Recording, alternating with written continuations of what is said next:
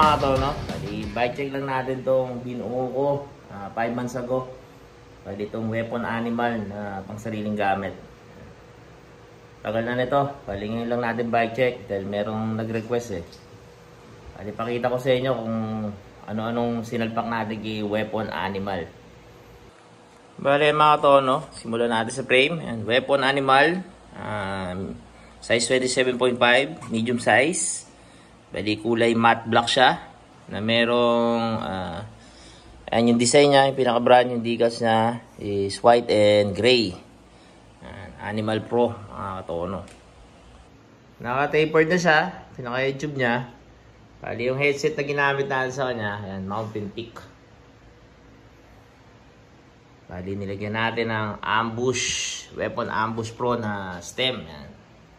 At weapon animal na high-rise na handlebar. Nasa ano yan, 780mm. Bali, nilagyan natin din siya ng grips ni weapon, violet. Bago ito pinalitan ko eh, ginawa akong violet yung pinaka stem bolt niya. Para tumerno sa ibang pyesa niya. Itong saddle niya, Sagnit. Bali, ang nilagay natin yung medyo konting lapad, saka maliit lang. Para sakto lang sa pang-enduro. Ang ilalim niya, naka-oil slick. Kaya nagba-violet din yan. Para magterno sa kanyang motif. Black and violet. Ang nilagay lang natin itong seat post tube kung tawagin, rubber violet, bago naka oil stick siyang seat clamp. Bali, sukat nitong seat post niya 31.6, bago ito 34.9. Naka double lock na rin yan. Bali, ang ginamit natin dito Sagnit din yan na seat post. Balik nga pala tayo sa pinaka frame niya, mga tono. Yan, ito yung geometry niya. Pababa siya maigi yan. Ito nyo, pagka-triangle niya. Bali, naka-triple triangle din siya, mga tono. Meron siya nito, i-reinforce para pang jump. Bali, suporta rito sa kanyang seat tube. Yan. Bali, mga welding niya, naka-semi-smooth. Kaya hindi niyo masyado kita yung kaliskis. Yan. Malinis yung pagkano niya, welding. Bali, naka true axle na rin siya. True axle niya may lock. Naka ano siya, para nakaipit tong pinaka axle niya mismo. Yung iba kasing true axle, wala nito. Yung pinaka lock sa dropout. Ito, bali naka double lock kasi kaya pang enduro. Kailangan safe. Bali, ang down tube niya, malapad sa ibabaw, medyo manipis. Para pang-suporta lang naman to, para medyo mag-aang. Pero ang pinaka seat stay niya, yan, ang lapad niyan. Animal, kapal niyan. Pati ang kanya chain stay. Dumi, gamit yan. Hindi ko masyado lilinis kasi nga, lilinisin ko bago gamitin mo ulit sa sa lupa. Kaya bihira malinis kasi ginagamit. Bali, ito yung nagaya niya ng cage. Battle cage. Para gusto mo i-long ride, pwede mo lagyan ng baso. O kaya yung pang trail, yung malayuan trail. Kung trail mo lang, o kaya hindi mo naman ida-downhill, o kaya i-jump yung mga... Meron kasi ngayon mga lumalabas sa mga kanya-kanyang lugar, yung mga trail na ginagawa eh. Yung paikot-ikot ka lang, may konting lubak-lubak. Yan, okay yan. Para merong, pag napagod ka, pwede ka magpahinga. Lagyan mo lang ng tubig. Yung lagay ng tubig to para meron kang inumin. Ilagay natin port sa kanya yan. Si weapon Canon 35. 160mm ang kanyang travel. Bago naka-boost type yan. Boost type yan. Bali, ang hubs na ginamit natin sa kanya, yan. Speed 1 torpedo. Non-boost tong hub. Kaya bumili tayo ng Sagnit. Yan, spacer. para lumapad yung pinaka niya. Isa para sa hub. Ang gulong na ginamit natin sa kanya, ayan, gawa ni Compass. Bali, jumping hair ang kanyang model. Bali, ano to? 27 by 2.25. Yan, lapad niyan Gumwall siya, lapad. Pang trail din siya. Ang lalaki ng spike niyan, lalayo ng pagitan. Ito nga pala, yan yung pinaka-art niya. Nakikita nyo. Design pa kanto. Bago dati to, nung ni-review ko tong fork na to, sabi ko nga, hindi ko alam kung para saan to. Ngayon alam ko na, lagayan pala to ng guard. Para sa mga motocross, parang may mga plastic guard yan nilagay rito. Yan. Dito yung tornilyuhan yan. Para to, hindi magasgas sakali mang ipang downhill mo.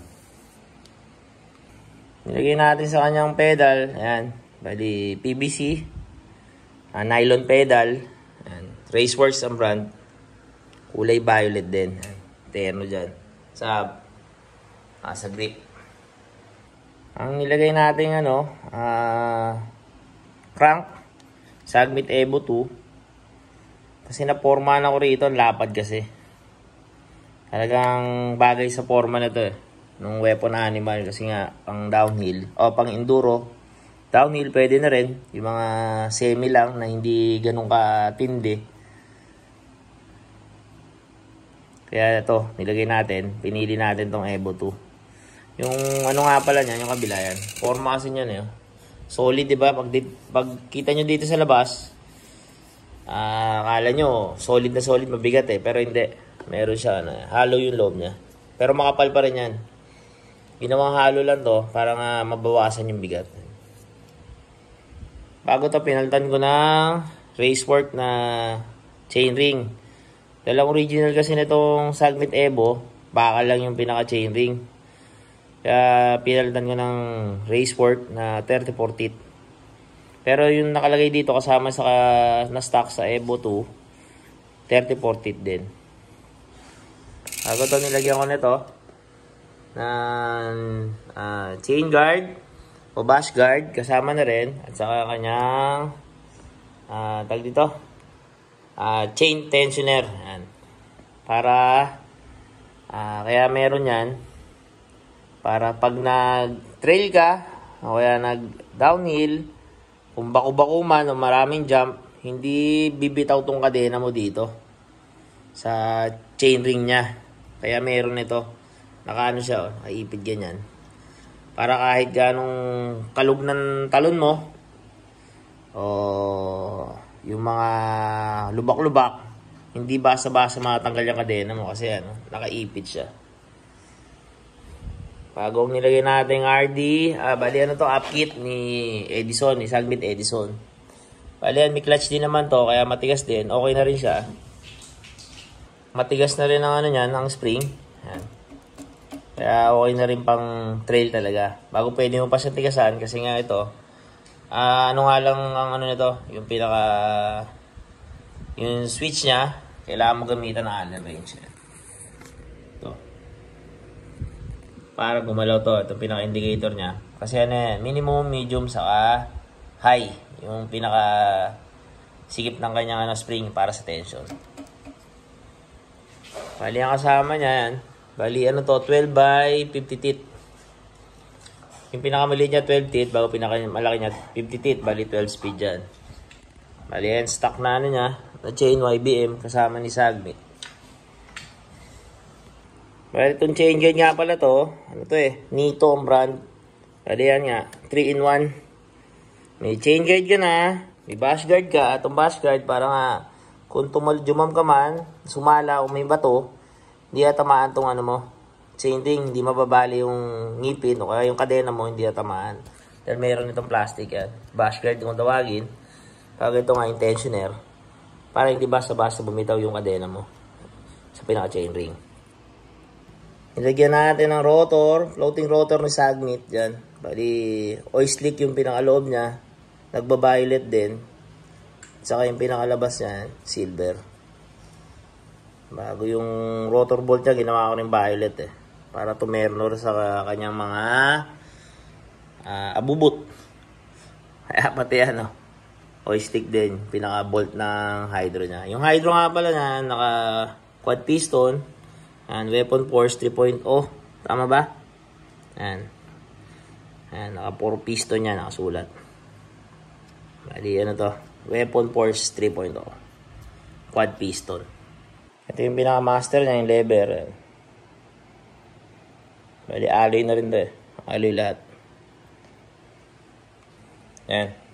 Pinaka-lever niya, yan lahat yan. Yung clamp, alloy lahat yan. Bago yun yung pinaka-shifter niya, yung Sagnit Edison na S12. Na ginaya sa forma ng SRAM bago sa mekanismo ng Jore. Pinagsama.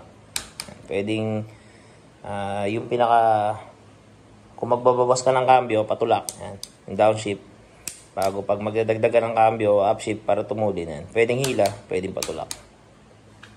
Bali yan mga tono, yung nagastos natin dyan, bali 5 months ago, medyo may kamahalan pa ibang pyesa. Umabot to lahat-lahat ng 50,000 eh. Sa ngayon, hindi ko alam kung magkano na iba yung parts niya eh. Hindi ko pa na itatanong. Pero inabot to dati ng 50. Itong hub, laki ng binawas eh. Ni Speed 1 eh. Ni Torpedo. Parang nasa 800 ang binawas ngayon. Bumaba ng 800 o 1,000. Yung frame, parang hindi naglalayo. Ganun pa rin sa import. Bali, ang pinakamahal dito sa bike na to, yung frame at saka port eh. Bago ibang parts, medyo okay lang. Ang presyo. Bali to eh, budget enduro. Hindi siya yung ganun ka high-end na mga pyesa. Kaya nga pala nilagyan natin ng lang to. Yun nga, katulad na sinabi ko dati sa isang vlog. Kaya Sagnit Edison ang nilagay muna natin na upkit. Kasi nga newbie pa lang ako sa pagtitrail. Para in case na masira man, mabali RD, hindi nakapanghinayang. Pwede pag medyo okay na tayo, medyo pwede na, saka natin i-upgrade kahit mga NX o Jore. So ayan mga tono, sana nagustuhan nyo ang ating build na weapon enduro na budget bike. Bali hindi ko na tinimbang kasi medyo may kabigatan din naman. Siguro to mga nasa 14 kilos ang bigat na to. O 14 to 15 kilos. So ayan mga tono, sana gusto nyo. So ride safe. Peace out. At silipin natin ulit.